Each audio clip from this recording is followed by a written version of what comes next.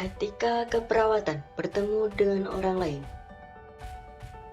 Baik, dari kelompok kita ada yang pertama Windy Septiana. Untuk yang kedua Putri Nabila. Yang ketiga Ilvi Komaria. Dan yang terakhir adalah Bila Adi Chandra. Baik, kami akan menyajikan beberapa video edukasi tentang etika bertemu orang lain, terutama ketika kita bertemu dengan dosen. Oke teman-teman, di sini kami akan menjelaskan apa sih itu yang dimaksud dengan etika. Nah, bagi teman-teman yang belum tahu, di sini kami akan menjelaskan apa itu sebenarnya etika. Definisi etika. Etika merupakan aplikasi atau penerapan teori tentang filosofi moral ke dalam situasi nyata dan berfokus pada prinsip-prinsip dan konsep yang membimbing manusia berpikir dan bertindak dalam kehidupannya yang dilandasi oleh nilai-nilai yang dianutnya. Banyak pihak yang menggunakan istilah etik untuk menggambarkan etika suatu profesi dalam hubungannya dengan kode etik profesional seperti kode etik PPNI atau IB.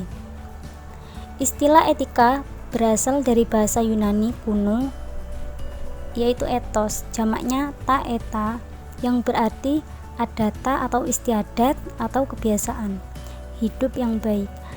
Tata cara hidup yang baik pada diri seseorang atau masyarakat.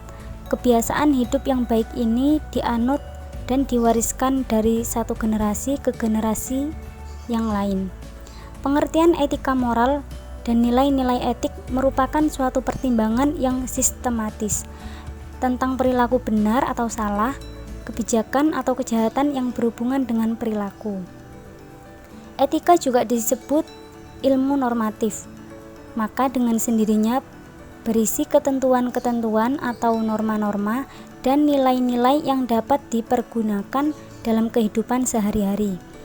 Etika merupakan cabang ilmu filsafat yang mempelajari pandangan-pandangan dan persoalan-persoalan yang berhubungan dengan masalah kesusilaan. Dan kadang-kadang orang memakai istilah filsafat etika, filsafat moral, atau filsafat sulsila. Baik teman-teman, setelah kita mendengarkan penjelasan dari Windy bahwasanya definisi etika itu istilah etika itu berasal dari Yunani kuno atau ethos, yang berarti kebiasaan-biasaan tingkah laku baik manusia, adat, akhlak, watak, perasaan, sikap, dan cara berpikir. Oke, selanjutnya kita akan membahas manfaat etika. Let's go. Manfaat etika berfungsi untuk dijadikan pedoman dalam melakukan tingkah laku, menjadi batasan-batasan atas suatu perbuatan yang fungsinya adalah menciptakan suatu ketentraman bagi para individu selaku unsur terkecil dalam masyarakat. Ketentraman dapat tercipta apabila dalam suatu kelompok terlebih dahulu berhasil mencapai tujuan dari mempelajari etika itu sendiri sebagaimana telah dijelaskan sebelumnya, yakni agar individu dapat semaksimal mungkin mengusahakan terciptanya keadilan. Apabila keadilan dapat tercapai, maka tiap-tiap individu tidak akan terasa suatu hal yang dapat mengganggu kehidupannya. Hal ini kemudianlah yang diartikan sebagai ketentraman, suasana kehidupan yang harmonis, damai, teratur, tertib, dan sejahtera akan tercipta pula. Oke, baik-baik teman-teman. Setelah kita mendengarkan penjelasan dari Putri Nabila bahwasanya manfaat etika. Baik, manfaat etika itu kan berfungsi untuk jadikan pedoman dalam melakukan tingkah laku. Jadi di saat kita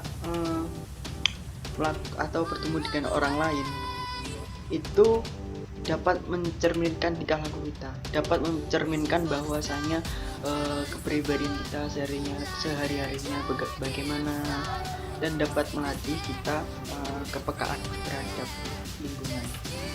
Ketika kita berkomunikasi dengan orang, baik yang lebih dewasa dengan cara begini, dengan anak-anak begini, semua ada porsinya. Jadi etika itu dapat menjadikan sebuah pedoman dalam melakukan tindak seperti yang dijelaskan oleh Kak Nabila tadi. Oke, selain manfaat, kami juga akan menyampaikan sebuah tujuan dari etika. Oke, cekidot. Tujuan etika secara garis besar keperawatan adalah sebuah upaya agar seluruh perawat yang ada di Indonesia dapat menghargai dan menghormati martabat manusia atau klien pada saat menjalankan setiap tugas dan fungsinya sebagai perawat. Bila dirumuskan ke dalam beberapa hal pokok, tujuan dari konsep etika keperawatan adalah 1. Merekatkan hubungan antara perawat dan pasien. Artinya, dasar dalam mengatur hubungan antara perawat, klien, atau pasien. Yang kedua, menyelesaikan segala persoalan yang dialami oleh klien atau pasien ketika menerima pelayanan dari seorang perawat. Yang ketiga, melindungi seorang perawat yang diperlakukan secara tidak adil oleh institusi yang menaunginya.